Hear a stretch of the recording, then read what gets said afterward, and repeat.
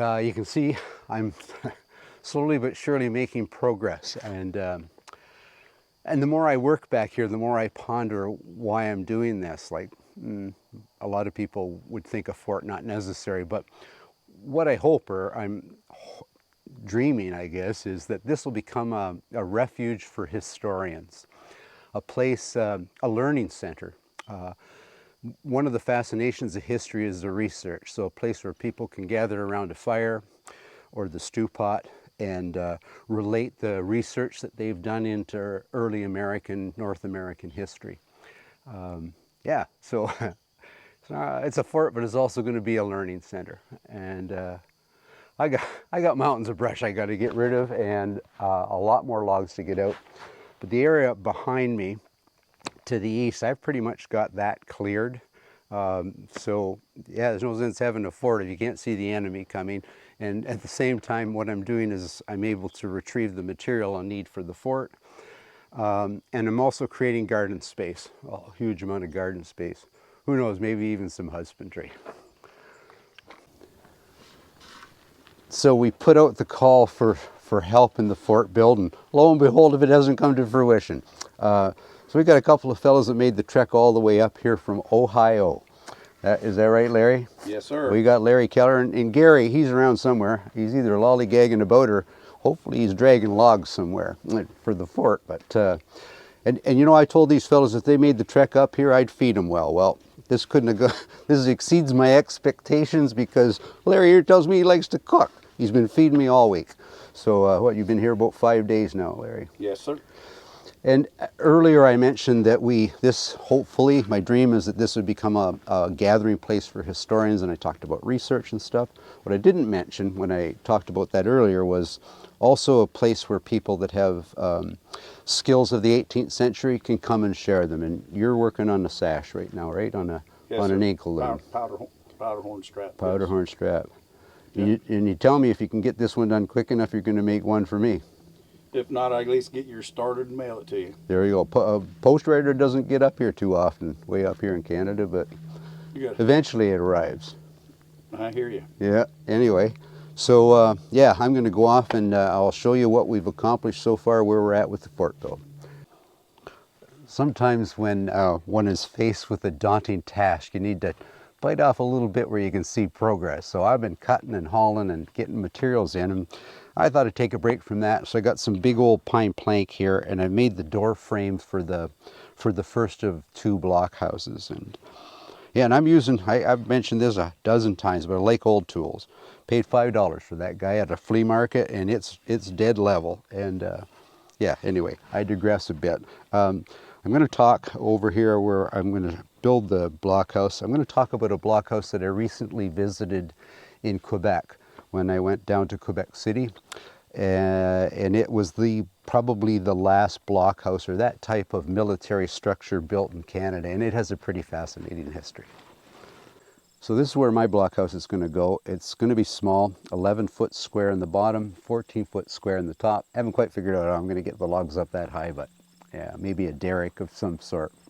I'll figure that out. But I recently visited the Lacolle blockhouse in Quebec on the Richelieu River, and that's the river that flows out of Lake Champlain up to the St. Lawrence in Canada. And it was the key for attacking Canada. So after the invasion in 1775 and 1776, the Royal Engineers design and build a series of forts and blockhouses up along and major tributaries into that river, including the blockhouse that I'm referring to. If we fast forward a bit to the War of 1812, in 1814, General James Wilkinson leads a force of 4,000 Americans, and this blockhouse plays a pivotal role. It really comes under fire, and there's only 400 British troops and militia defending it, and essentially they rout a force of about 6, almost 7 times their number, which shows how significant the blockhouse is in the protection of a fortified village or town. Anyway, I've got to get at some more logs.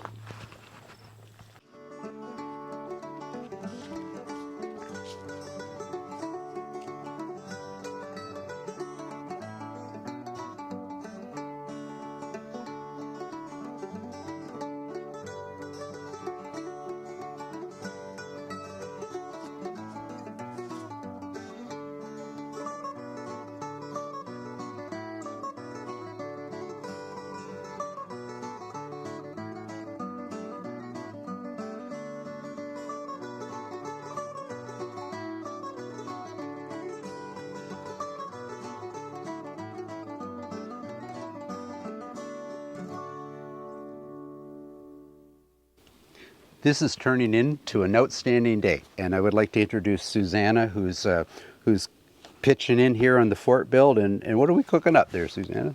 And this is we got some moose sausage happening here to feed the hungry crew that we got working for us today. Excellent, excellent. And look here, here goes another log. I'm kind of liking this job, Susanna.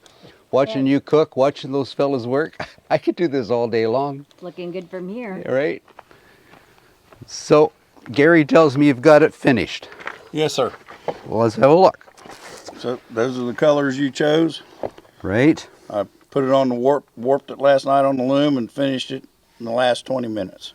You asked for it, what you weren't expecting it before I left. You know, the thing of this is, I feel guilty because this is a gift for a good friend of mine, Robert Wiggins, who scrimshot a horn, did a fantastic job. And I said to Robert, I'm gonna weave you a strap for your powder horn. And he's got a French thing happening, so he wanted French influence. And I thought blue, yellow, white, it's perfect.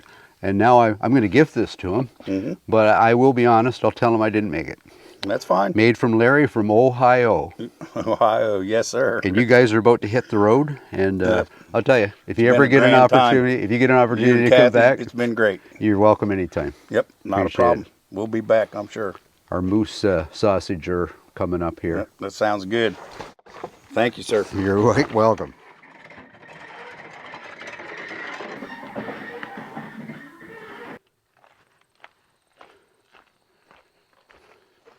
Perfect timing.